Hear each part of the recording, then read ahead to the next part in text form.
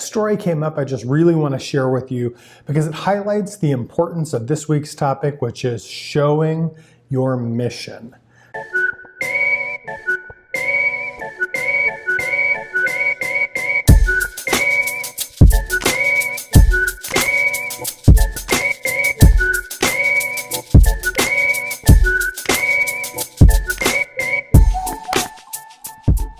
I'm in Seattle today, and I've been traveling for the last couple of weeks in the United States, meeting with some of our clients, in particular in medicine. And a story came up I just really want to share with you because it highlights the importance of this week's topic, which is showing your mission. Showing your mission will help you to get much higher quality feedback, and it'll also help you avoid some pretty common pitfalls. So with that, I'll just kind of cut to the chase here. We had a hospital chain, and I was sharing a story that I just really wanted to share with you. It was a story of a completely different hospital chain where they'd had some problems getting feedback, and it wasn't the traditional problem. They actually had kind of the opposite. They had too much feedback. And on top of that, a lot of their employees, in particular the nurses, just didn't even want to receive it. They didn't even want to hear it. They were mad about it. And I remember sitting down with one of their nurses who kind of showed me an example of the feedback, and she was really pissed off. And she said, just look at this. You know, this is a person whose life we saved, right? This person had cancer, they went for surgery, and what did they put? They kind of checked all these boxes, and in the comments they wrote simply, thanks for the pudding. Thanks for the pudding. We saved your freaking life, and the only thing you could be bothered to write down was thanks for the pudding. Are you serious?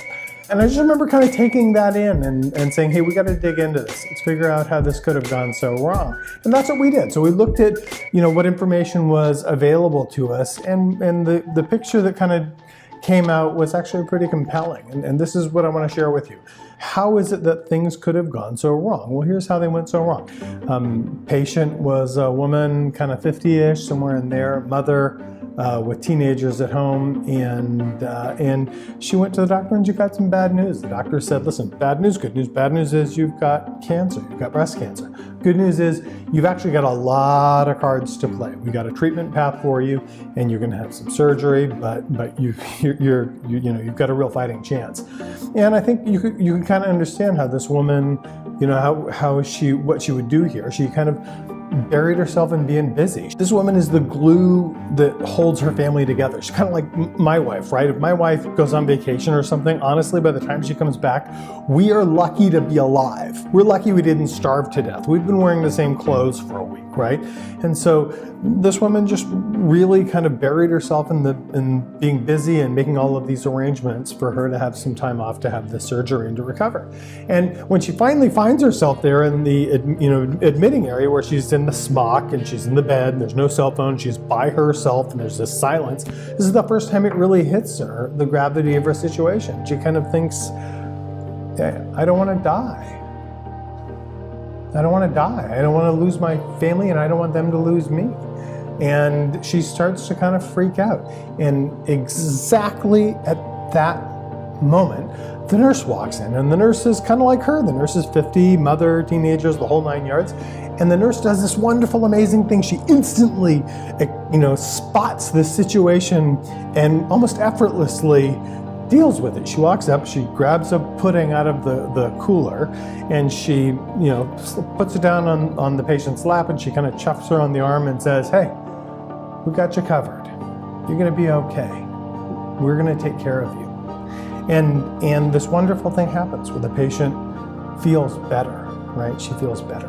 So what's interesting to me about this is how this could have gone from something so right. I mean, how this employee, in this case the nurse, handled this situation with just this incredible level of social skills, so adroitly, right? And the customer, the patient, was actually supremely grateful for it, right? How we went from such a high there to such a low where the patient was asked for feedback in a way where when she gave it, the nurse, very people who we were trying to help, ended up offended. They were hurt by what we'd given them.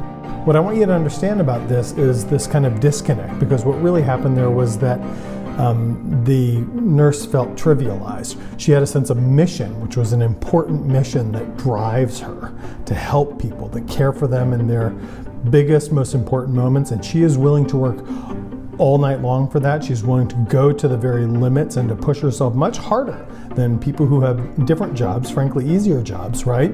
And then here she got this just really incredibly trivial feedback. That disconnect is what caused that level of anger with that nurse and with nurses throughout the organization. And so it's interesting because we can learn from that, right? What broke down there? What broke down is we did not put the patient on the page. When we asked for feedback from the patient, we didn't explain any of those things. And so how could the patient have known what she was doing? So as you ask for feedback, I want you to think about showing your mission, right? Proudly show your mission. We want you to do 3 things. The first is ask yourself, who is going to get this feedback?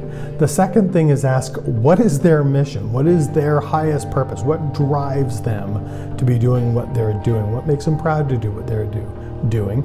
And then the third thing is make sure you're explaining that when you ask for feedback. Take the time, and we do it through a variety of design-driven ways, but there are lots of ways you can do this.